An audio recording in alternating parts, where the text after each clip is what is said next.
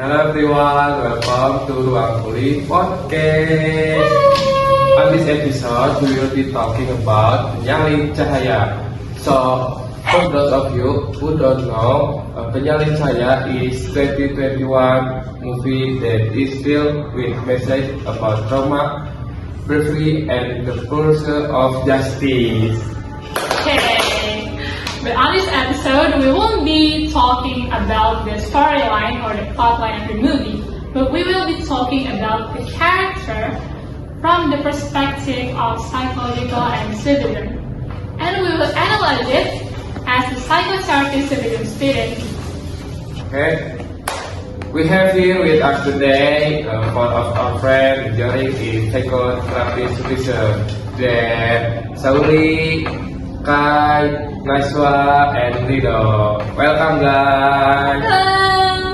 Hello, we are Happy to join! Right, starting with Kai, in your opinion, how is the main character's psychological state after the incident?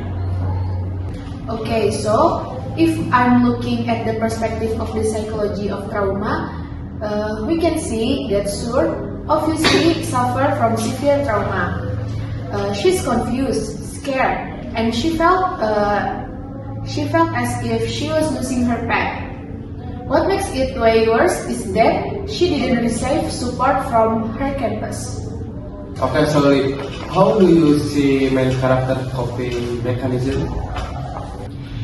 From what I gather, at first Sur is in denial. She tries to escape from that situation, probably due to the shock and disbelief. But slowly, she starts to pursue the truth and justice.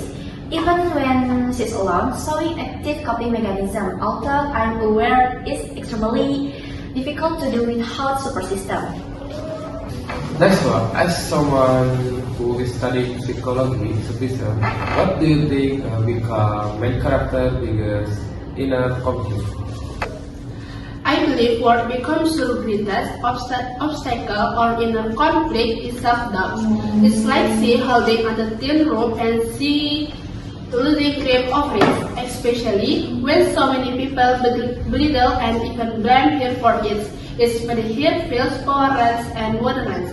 In general psychology, it can be interpreted as internal grasping and cognitive dissonance. Alright, previously we know there is some trauma that the main character experienced. So what effect does this trauma have on the main character that you notice? Impact is what really stands out is her loss of safety. When someone doesn't feel safe, life becomes dark, and it made it harder for her to make a decision. Alright, we have seen it from the psychological perspective, and now we will move on to the sophistic approach. Sauli, you focus on spiritual healing. How do you interpret the main character's condition using the perspective of civism? In sophistic teaching, inner words is also called duality of her. She lost her peace and connection to herself, but her process in pursuing truth is actually a part of nafsu lawamah, a step when the soul is aware and tries to fix the situation. Next one, you saw how Sufism play a part in understand her journey to justice. Yes, in Sufism, when someone faces a tough challenge, it's actually a room for mujahadah, fighting against fear and inertia. Even if she does it unconsciously, her pursuit of truth is form of mujahadah. Alright, Rido, you were talking about muraqabah, right? So how do you see this main character?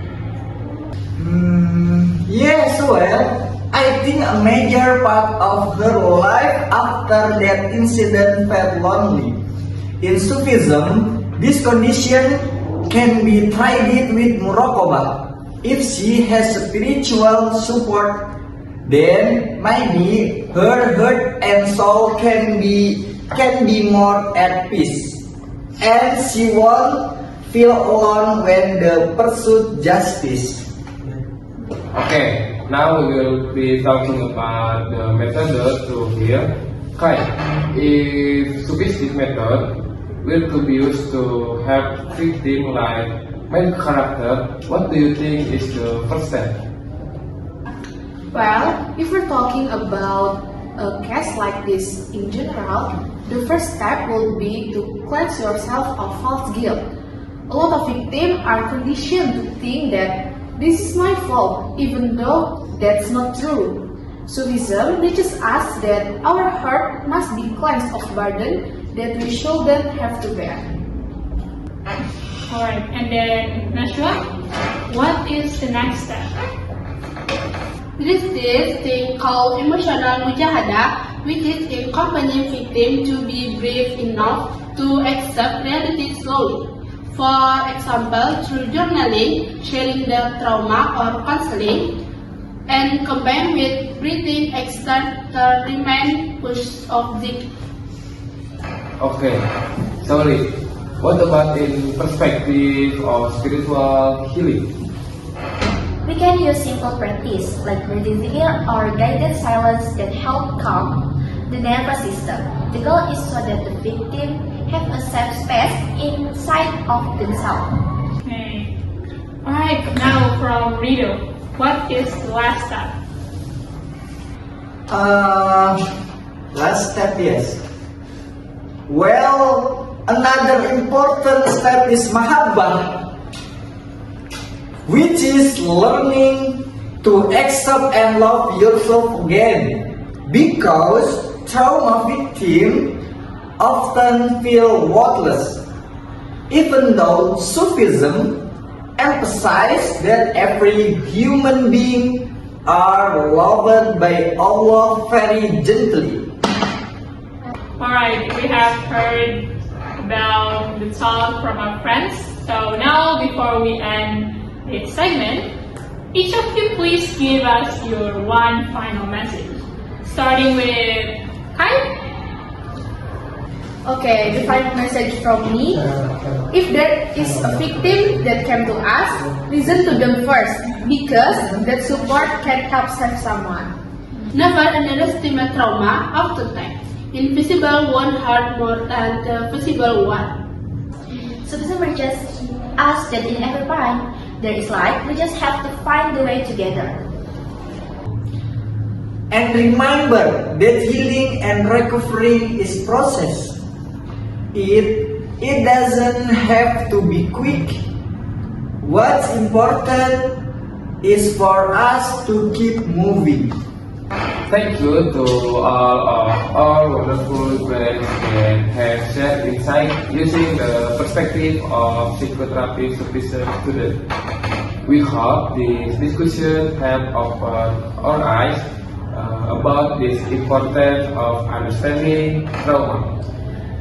And we hope that this Sufism approach can become a gentle way to help yourself or others to heal from their inner wounds. Thank you for listening to Uang Pulih Podcast. See you in the next video. Wassalamualaikum Warahmatullahi wabarakatuh.